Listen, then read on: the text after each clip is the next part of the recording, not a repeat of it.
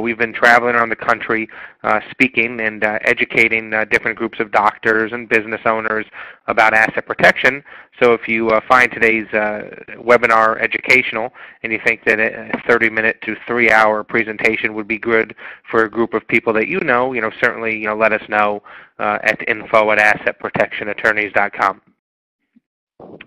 Today we're going to be talking about using business entities for asset protection. And just to give you a little bit of a background of what we're going to be talking about today, first we're talking about asset protection background information. So we'll be talking about what asset protection is, why it's so important these days, why liability insurance just simply is not enough anymore. We'll also talk about some asset protection basics and foundations, what to avoid, pitfalls and dangers to avoid. We'll also talk about why it's so important these days to incorporate your business in order to protect it. We'll also go over an overview of the different types of business entities which can be used for asset protection. And we'll talk about the C Corp, the S Corp, the LLC, the limited partnership. We'll touch briefly on trusts as well, and just try and spend a few minutes on each. We'll also talk about how to layer your protection and how to use multiple different types of business entities simultaneously for maximum protection. Also at the end, we will briefly talk about when and when not to use international and offshore asset protection. So just to get started, what is asset protection? And people have different definitions of asset protection, but my definition for asset protection is the legal process of titling both your personal and business assets to put them beyond the reach of future potential threats and creditors while simultaneously enjoying the benefit of those assets. And I know that's a long definition, so I'm going to say it again. The definition that I give of asset protection is the legal process of titling both your personal and business assets to put them beyond the reach of future potential threats and creditors while simultaneously still enjoying the benefit of those assets. So, it's essentially you want to own nothing but control everything. And really, none of us ever own anything. Even if you think you own a house or own a car, it's really just a long-term lease, because certainly when you pass away, you can't take it with you. So don't get so caught up on the ownership or the titling of the asset. Just be concerned with whether or not you can benefit from it. Probably one of the biggest questions we always get is, do I have enough assets to protect? And, it's my belief that the less you have, the more protection you need. We have clients who are literally starting out their businesses and don't have much money at all. And then we have clients who do tens of millions of dollars and some that even do billions of dollars a year in revenues. But the smaller you are, the more you need to be concerned with asset protection. And the example that I always like to give is, take one of our professional athletes. If they sign a deal in the NFL for $50 million and they're sued for $5 million, well, they're not going to be happy, but they're still going to have $45 million left.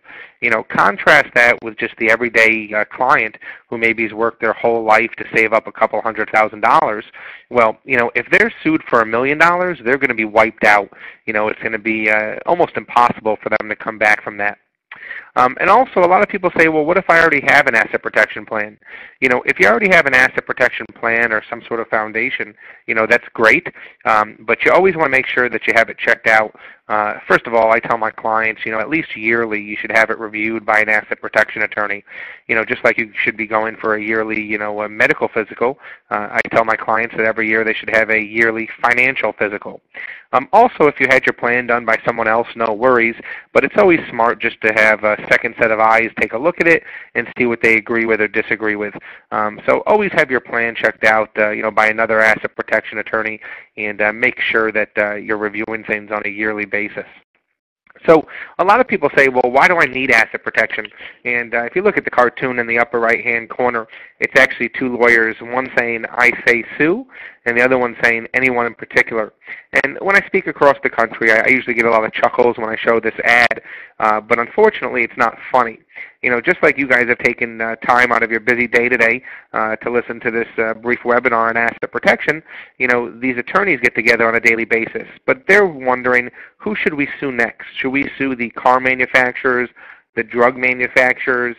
Should we sue the business owners? So you always need to watch out. There's over 100 million lawsuits every single year, and that number is only growing. In today's terrible economy, a lot of people are losing their jobs. The people who are lucky enough to keep their jobs, unfortunately, are making less and less. So lawsuits are really becoming the next biggest business. There's lawyers on every single corner in every city, and a client can go there and probably get that lawyer to take their case for free on a contingency basis. The stats are that 1 out of 4 or 1 out of every 3 people will be sued in the next 12 months. So about 25 to 33% of our population will be sued in the next 1 year. The average person has about 5 lawsuits over their lifetime.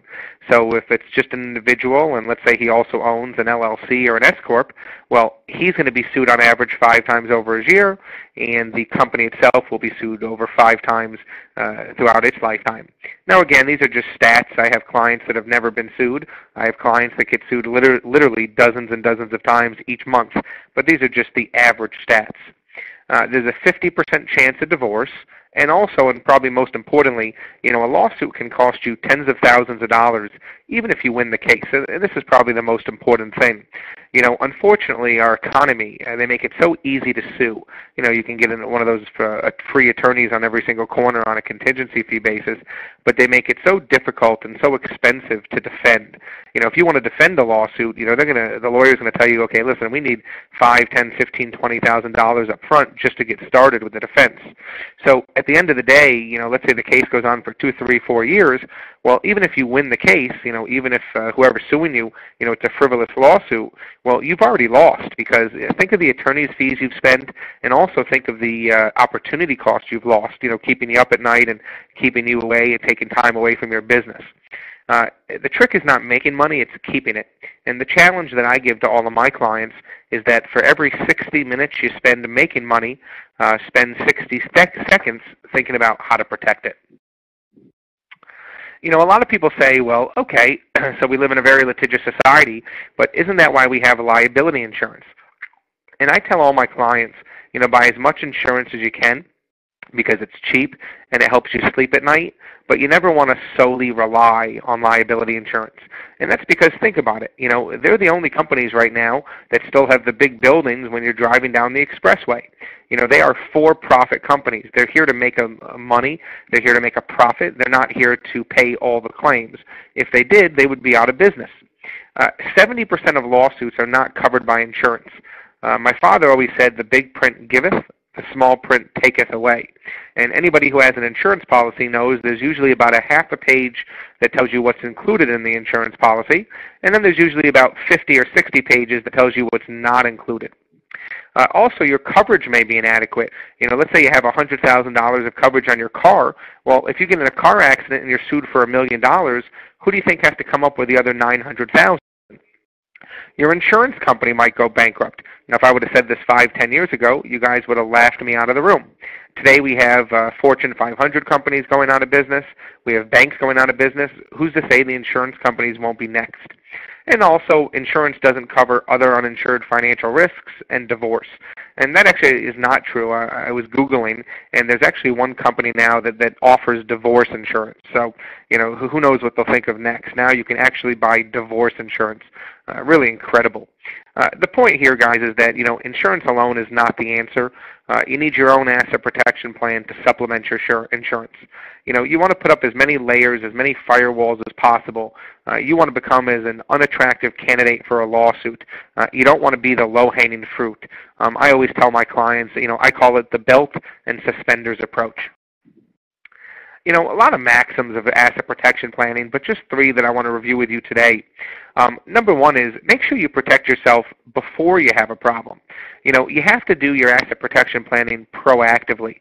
I know nobody likes to spend money when they don't have to, but unfortunately, if you don't do your planning proactively, it's more than likely not going to work, certainly not going to be anywhere near as enforceable. Just take an example. You don't buy car insurance, after you get in an accident.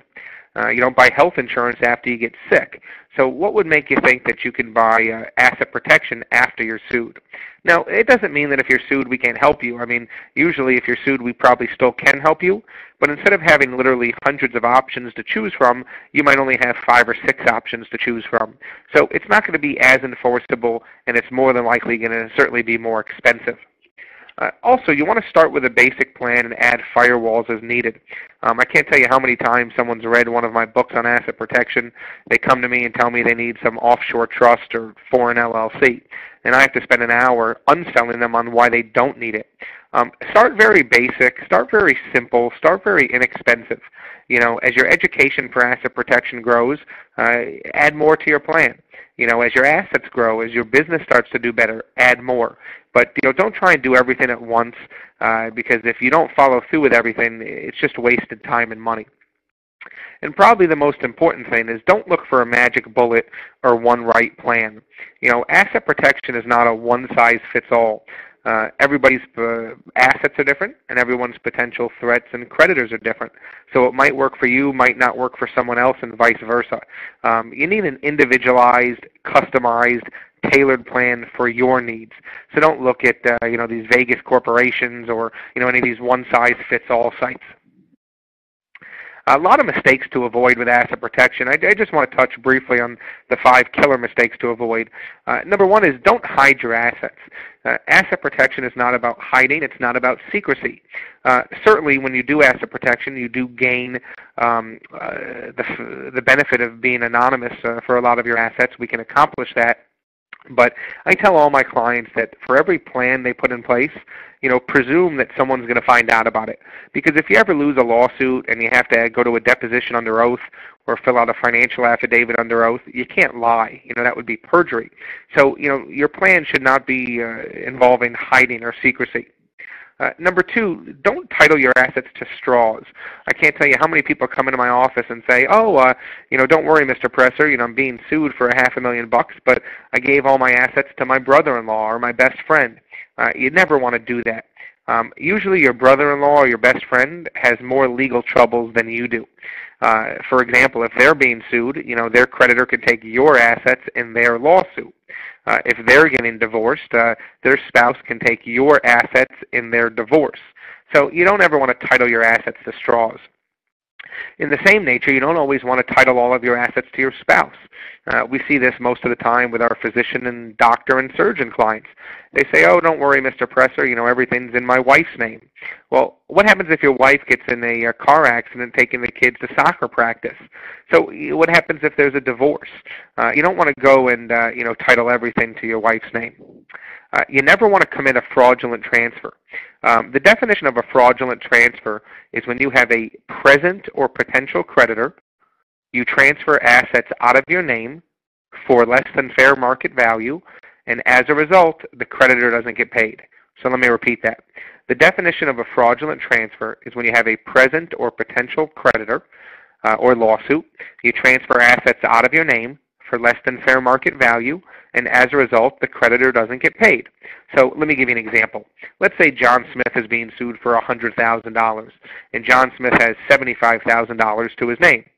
If John Smith takes the $75,000 while he's being sued and gives it to his best friend or his brother-in-law, and the best friend or the brother-in-law don't give him anything back in return, no services, no condo, no car, okay? Or maybe they give him a car, but the car's only worth $5,000, nothing nearly close to the $75,000 that he gave. Well, then, once he loses the lawsuit, he doesn't have the $75,000. That's a clear and convincing fraudulent transfer. John had a present lawsuit for $100,000. He transferred the asset out of his name, the $75,000, to his brother-in-law or his best friend. He did so for less than fair market value, either for nothing in return or that $5,000 car. And as a result, the creditor doesn't get paid. You never want to have a fraudulent transfer. Number 1 is because now you're bringing the other person into the case. The creditor can actually bring whoever you transferred the assets to, your brother-in-law or your best friend in that example, and the creditor can actually sue them for fraudulent transfer. So now you've brought your friends and family into the case. Also, it could potentially invalidate the rest of your plan. So you always want to stay clear of fraudulent transfers. Also, you never want to break any laws. Just like anything, there can always be gray area with asset protection. Our firm is very aggressive and will go to the line, but we will never cross the line. You need to make sure that with your asset protection plan that everything you're doing is always legal and ethical. And, just the two biggest things is, number one, never commit the fraudulent transfers. And number two, whatever entities you set up, whether they're inside the United States, we also do international and offshore asset protection. Whatever you set up, you have to make sure that you're always following all the proper reporting requirements, whether it's with the government, the IRS, the Treasury Department. But you got to make sure that whenever you set up these business entities inside and outside of the United States, that you're reporting everything, not only just the income, but the fact that you have the entities. So, a lot of people say, why should you incorporate your business? There's so many different reasons. The first and the major reason why people incorporate their business is personal asset protection.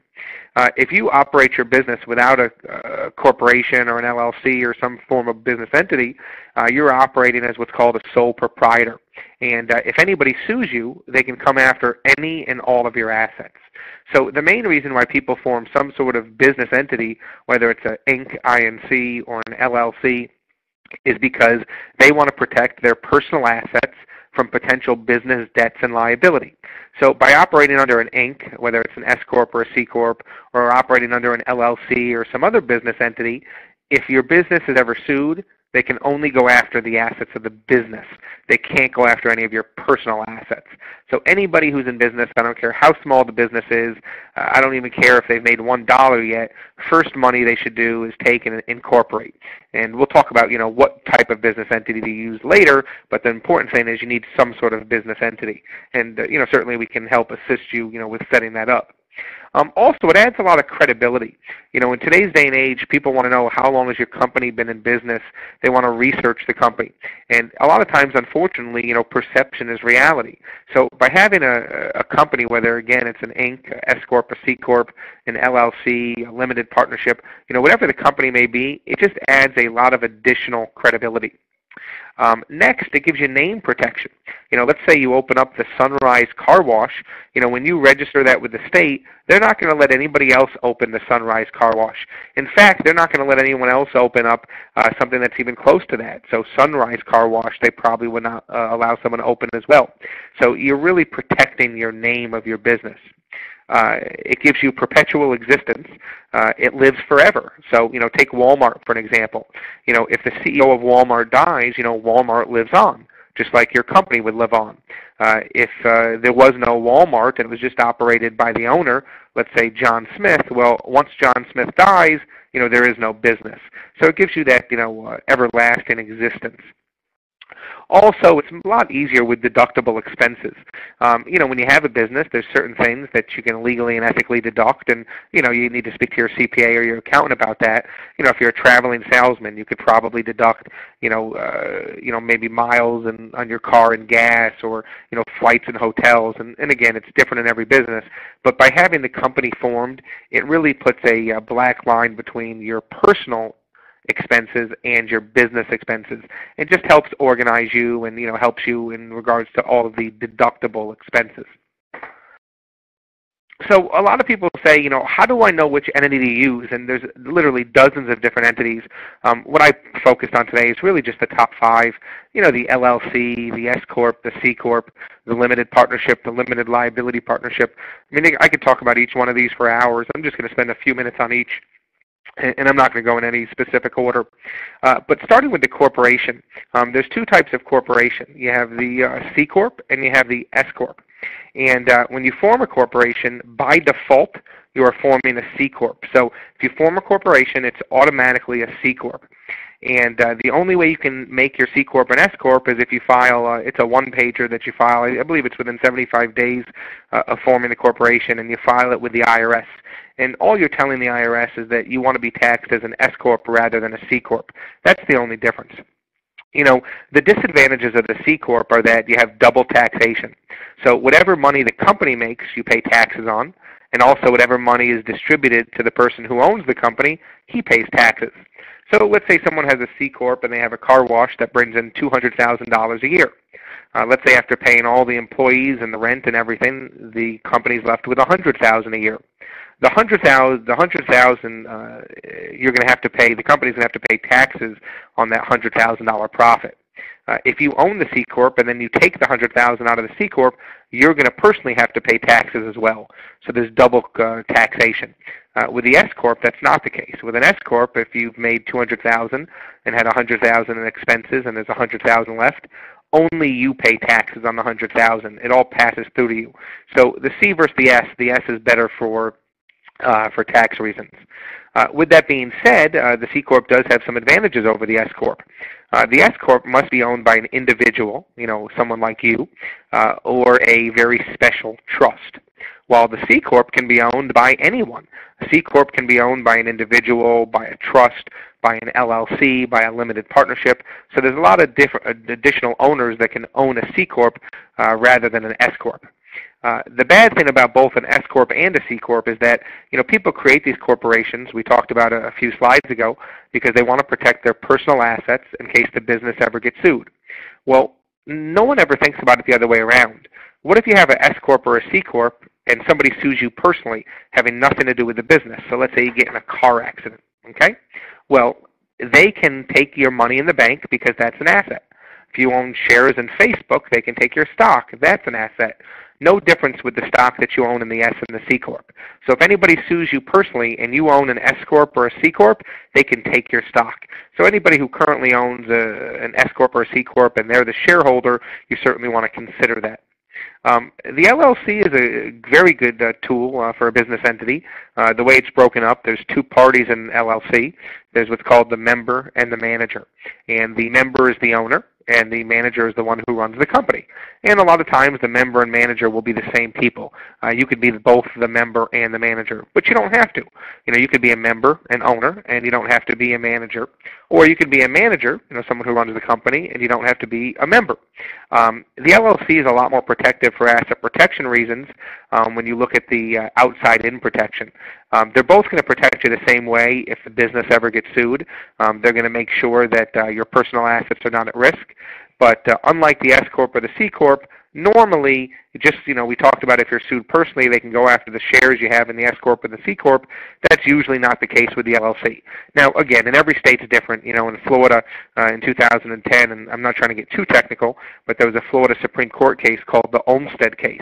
And the Olmstead case stated that if you have a single member Florida LLC, so that means you have an LLC and you're the only owner, well then they're going to treat it as if it's an S corp or a C corp, which means they could take your business just like they could in the S corp and the C corp.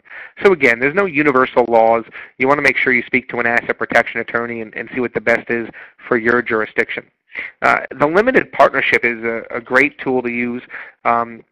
As well. It's been around forever, longer than the LLCs, so it's really been tested. And with a limited partnership, you have two parties, very similar to the LLC.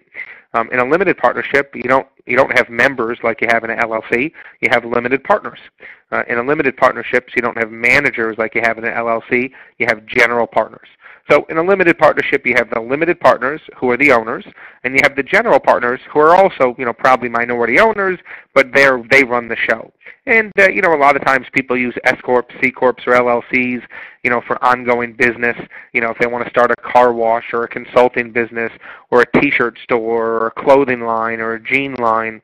A lot of times people will use limited partnerships when they have a lot of people investing, maybe for real estate investment. So they might have 20 people invest in a limited partnership as limited partners, so all different owners, but they might remain the general partners, which essentially means they make the decision. Just allows for a lot of quote-unquote silent partners.